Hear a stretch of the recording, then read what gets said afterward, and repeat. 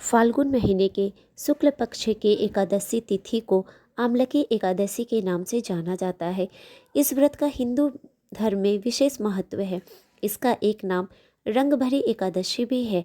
ऐसी मान्यता है कि जो भक्त इस दिन का उपवास रखते हैं और भक्ति भाव के साथ पूजा अर्चना करते हैं, उनकी सभी मनोकामनाएं पूर्ण होती हैं। यह एकमात्र एकादशी है जिसका संबंध भगवान शंकर से है। इस दिन काशी विश्वनाथ वाराणसी में भगवान शिव और माता गौरा की विशेष पूजा की जाती है। मान्यता है कि इसी दिन बाबा विश्वनाथ माता गौरा को गौना कराकर पहली बार काशी ले आए थे।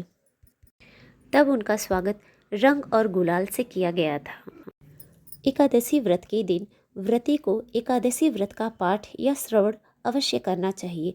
ऐसा माना जाता है कि व्रत का पाठ करने से भगवान विष्णु की विशेष कृपा प्राप्त होती है, जिससे सभी मनोकामनाएं पूर्ण हो जाती हैं और मृत्यु के पश्चात मोक्ष की प्राप्ति होती है और समस्त पापों से मुक्ति मिलती है।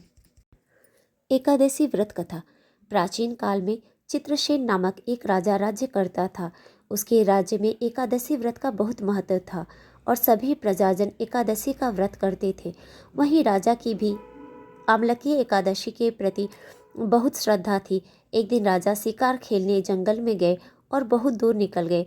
तभी कुछ जंगली और पहाड़ी डाकुओं ने राजा को घेर लिया।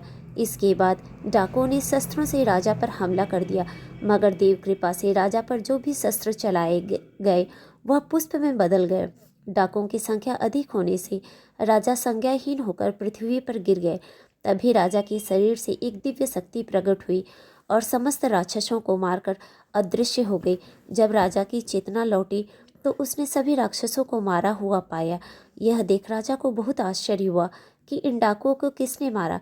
तभी आकाशवाणी हुई, हे राजन, यह सब राक्षस तुम्हारे आमलकी एकादशी के व्रत के प्रभाव से मारे गए हैं।